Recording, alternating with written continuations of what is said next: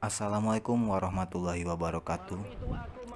Ananda sekalian, dalam materi kali ini masih dalam bab dinamika perwujudan Pancasila sebagai dasar negara, yang kita saat ini masuk dalam nilai-nilai Pancasila sesuai dengan perkembangan zaman. Bila di video sebelumnya kita sudah membahas arti penting Pancasila sebagai dasar negara dan pandangan hidup, maka dalam subbab kali ini kita akan membahas ideologi negara dan nilai-nilai Pancasila dalam nilai-nilai Pancasila sesuai dengan perkembangan zaman. Untuk lebih lanjutnya, mari kita saksikan video ini. Pancasila yang saya gali dan saya persembahkan kepada rakyat Indonesia, bahwa Pancasila itu adalah benar-benar satu dasar yang dinamis, satu dasar yang benar-benar. Pengertian nilai oleh Profesor Noto Negoro. Nilai berasal dari kata Latin yaitu valere yang berarti kuat, baik atau berharga. Noto Negoro membagi nilai menjadi 3 macam, yaitu sebagai berikut. Yang pertama, nilai material. Nilai material adalah segala sesuatu yang berguna bagi kehidupan jasmani manusia atau kebutuhan ragawi manusia. Maka apapun yang dapat berguna sebagai pengisi rohani maupun fisik memiliki nilai material seperti makanan, minuman, dan juga pakaian.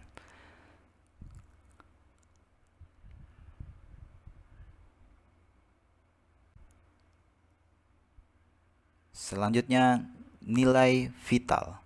Nilai vital adalah segala sesuatu yang berguna bagi manusia untuk dapat mengadakan kegiatan atau aktivitas, seperti mobil untuk mengantarkan barang atau motor untuk mengantarkan tukang ojek.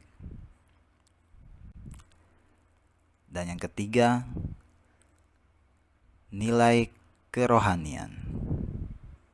Nilai kerohanian yaitu segala sesuatu yang berguna bagi rohani. Nilai kerohanian ini dapat dibedakan menjadi 4 macam sebagai berikut. Yang pertama, nilai kebenaran yang bersumber dari rasio, budi, dan cipta. Yang kedua, nilai keindahan atau nilai estetis. Nilai ini bersumber pada unsur perasaan manusia. Dan yang ketiga, nilai kebaikan atau nilai moral. Nilai ini bersumber pada unsur kehendak manusia. Yang keempat, nilai religius. Nilai ini merupakan nilai rohani tertinggi. Nilai religius bersumber pada kepercayaan atau keyakinan manusia. Hakikat ideologi terbuka. Yang pertama, pengertian ideologi. Ideologi berasal dari kata idea yang berarti gagasan, konsep, pengertian dasar, atau cita-cita. Adapun logos berarti ilmu. Secara harfiah, ideologi berarti ilmu pengertian-pengertian dasar. Terdapat beberapa pengertian mengenai ideologi, antara lain sebagai berikut. Yang pertama dari Horton dan Hahn. Ideologi merupakan suatu sistem gagasan yang menyetujui seperangkat norma. Yang kedua, menurut W. Newman, ideologi merupakan seperangkat gagasan yang menjelaskan atau melegalisasikan tatanan sosial, struktur kekuasaan, atau cara hidup dilihat dari segi tujuan, kepentingan, atau status sosial dari kelompok atau kolektivitas di mana ideologi itu muncul. Yang ketiga, menurut Mubiarto, ideologi adalah sejumlah doktrin, kepercayaan, dan simbol-simbol kelompok masyarakat atau suatu bangsa yang menjadi pegangan dan pedoman kerja atau perjuangan untuk mencapai tujuan masyarakat bangsa. Yang kedua, fungsi ideologi. Yang pertama, menjadi pedoman bagi individu, masyarakat, atau bangsa untuk berpikir, melangkah, dan bertindak. Yang kedua, menjadi kekuatan yang mampu memberi semangat dan motivasi bagi individu, masyarakat, dan bangsa untuk mencapai tujuan. Yang ketiga, menjadi upaya dalam menghadapi berbagai persoalan masyarakat dan bangsa dalam segala aspek kehidupan. Yang ketiga, perbedaan ideologi terbuka dan ideologi tertutup. Menurut Kailan, perbedaan ideologi terbuka dan tertutup adalah sebagai berikut. Pertama, ciri-ciri ideologi terbuka. Yang pertama, nilai dan cita-citanya tidak dipaksakan dari luar. Yang kedua, nilai-nilai dan cita-cita digali dari kekayaan rohani, moral, dan budaya masyarakat sendiri. Yang ketiga, hasil musyawarah dan konsensus masyarakat. Yang keempat, milik seluruh rakyat sehingga dapat sekaligus sebagai kepribadian masyarakat. Yang kelima, isinya yang tidak operasional menjadi operasional bila diwujudkan dalam konstitusi atau hukum. Yang keenam, bersifat dinamis dan reformis. Ciri-ciri ideologi tertutup. Yang pertama, bukan merupakan cita-cita yang sudah hidup dalam masyarakat. Yang kedua, merupakan cita-cita satu kelompok orang yang mendasari suatu program untuk mengubah dan memperbaharui masyarakat. Yang ketiga, dibenarkan atas nama ideologi bahwa masyarakat harus berkorban. Yang keempat, kepercayaan dan kesetiaan ideologis yang kaku. Yang kelima, bukan berupa nilai-nilai dan cita-cita. Yang keenam, terdiri atas tuntutan konkret dan operasional yang diajukan secara mutlak. Yang ketujuh, adanya ketaatan yang mutlak, bahkan terkadang menggunakan kekuatan dan kekuasaan. 3. Kedudukan Pancasila sebagai ideologi terbuka. Pancasila merupakan ideologi yang bersifat terbuka. Dengan demikian, Pancasila bersifat aktual, dinamis, antisipatif, dan senantiasa mampu menyesuaikan dengan perkembangan zaman, pengetahuan, dan teknologi, serta dinamika perkembangan aspirasi masyarakat. Nilai-nilai yang terkandung dalam Pancasila sebagai ideologi terbuka adalah nilai dasar, nilai instrumental, dan nilai praktis. Menurut Hamdayama dan kawan-kawan, nilai dalam Pancasila adalah nilai dasar, nilai instrumental, dan nilai praksis.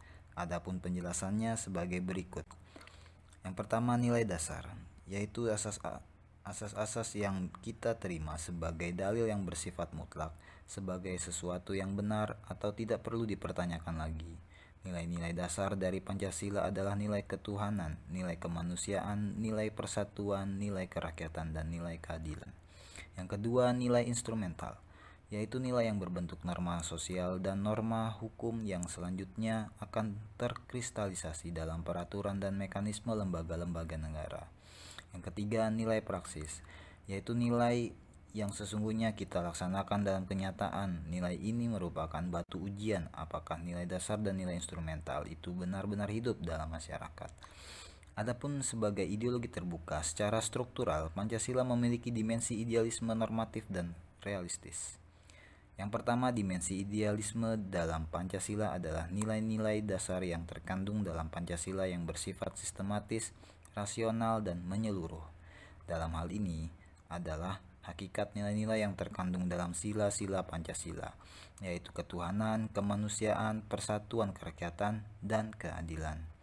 Yang kedua, dimensi normatif dalam Pancasila adalah penjabaran nilai-nilai yang terkandung dalam Pancasila dalam suatu sistem norma kenegaraan yang lebih operasional. Oleh karena itu, Pancasila berkedudukan sebagai norma tertib hukum tertinggi dalam negara Indonesia. Dimensi realitas dalam Pancasila maksudnya suatu ideologi harus mampu mencerminkan realitas yang hidup dan berkembang dalam masyarakat. Oleh karena itu, selain memiliki dimensi nilai ideal dan normatif, Pancasila harus mampu dijabarkan dalam kehidupan masyarakat secara nyata, baik dalam kehidupan sehari-hari maupun dalam penyelenggaraan negara.